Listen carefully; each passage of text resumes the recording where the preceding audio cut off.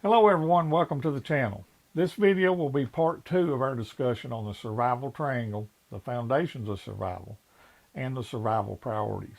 If you missed the first part of this video, I will place a card up here so that you can go back and watch it first.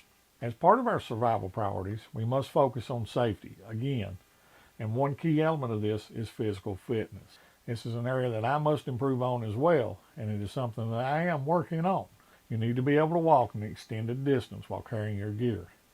If you cannot do this now, then you will not be able to do it when it really matters. Start out now with some walking every day, and then as your stamina increases, add some weight until you can do this over several miles. Add in some weightlifting or other strength building exercises, but I do want to caution you to have a discussion with your healthcare provider before starting any exercise routine. You also need to have the will to survive, along with the necessary skills. There are lots of stories of people that survived impossible situations through sheer determination, and I will talk about one of these in a future video. One of the most critical survival priorities is maintaining our core body temperature. We do not want to become too hot, hyperthermia, or too cold, hypothermia. You can only endure 3 hours of extreme exposure before you start suffering the effects of hypo or hyperthermia in perfect weather conditions. If you are wet due to perspiration or falling in a stream or getting drenched in the rain, your body will lose heat 25 times faster than if you are dry. In damp, wet, or cold conditions, a fire is going to be your number one priority.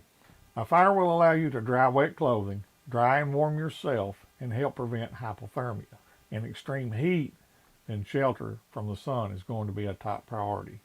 Shelter will help prevent overexposure to the sun, give you shade for a more relaxed area to rest, and help prevent hyperthermia. There are a couple of acronyms we can use to help us maintain our core body temperature. If the temperature is above 72 degrees Fahrenheit, then you want to remember HOT. H is for hydrate frequently. O is for overheating. You want to avoid that. And T is for time out. Take frequent rest breaks during strenuous activities. If the temperature is below 72 degrees Fahrenheit, you want to remember colder.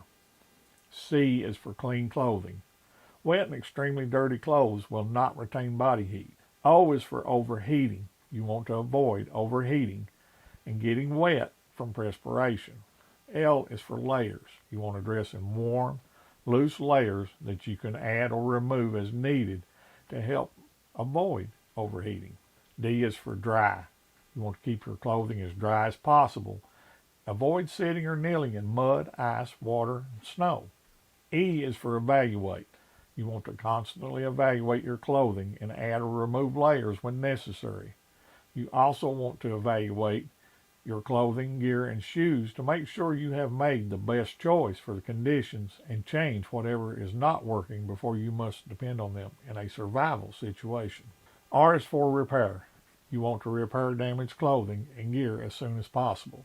The ability to repair clothing and gear is a skill that many overlook. I'm also going to give you 3 key indicators that you or your partner is starting to suffer from hypothermia. If you cannot touch your pinky and thumb together, you're starting to lose manual dexterity, which is very important if we need to build a fire, use a lighter, make kindling, and any other survival tasks. The other thing we want to look for is the umblings. Are you mumbling and speaking incoherent? Are you stumbling, tripping, and falling? And the third one is fumbling. Are you having trouble holding on to objects and dropping them easily, and it's something you should normally be able to maintain your grip on? What happens is as the body gets colder, it pulls the blood from our extremities into our core, trying to maintain our core body temperature, and therefore we're going to start losing our manual dexterity. Another survival priority is understanding the rules of 3s and 5s. It takes 300 to 500 repetitions of a new skill to remember it correctly. It takes 3,000 to 5,000 repetitions of that new skill to develop the muscle memory and make that skill automatic. You can live 3 to 5 minutes without oxygen, depending on your health. You can only survive for 3 to 5 minutes with uncontrolled arterial bleeding. You will not survive more than 3 to 5 hours without maintaining your core body temperature.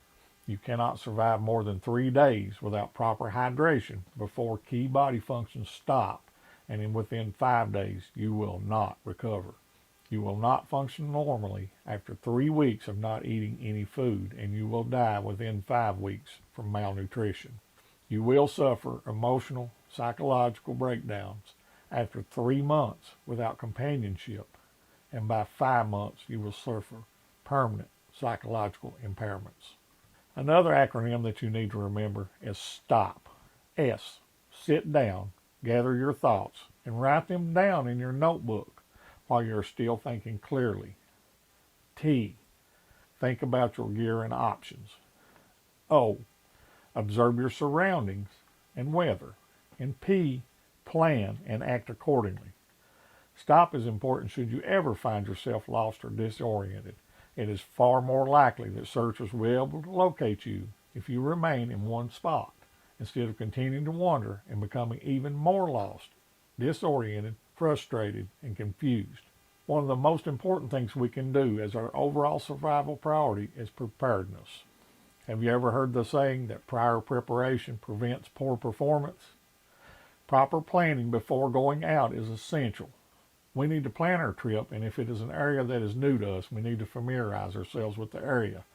Do some research, review maps, talk to people that are familiar with the area.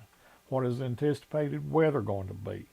Do we require any specialized gear? And have we packed a proper survival kit? Have we informed family or a close friend of where we are going and when we are expected to return? Have we left instructions on who to call if we fail to return on time? Have we arranged for check-in times and what to do if we miss a check-in? Is our cell phone fully charged, and do we have a means to keep it charged?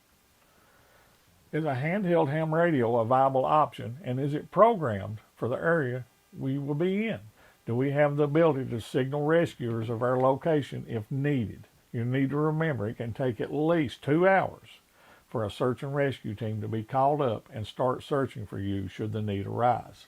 We understand from the rules of 3s and 5s that you can only survive for 3 to 5 hours without maintaining your core body temperature. Therefore, it is vital that we can get help as quickly as possible if needed.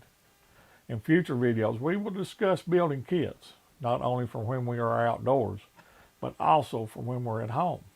So if you're not subscribed, I would ask that you consider subscribing and turning on notifications so that you do not miss these videos. If you found this video helpful, please hit that like button, share it with others that might find it helpful, and leave a comment below. Thank you for watching, and remember, prepare today for what may happen tomorrow, and I will see you on the next video.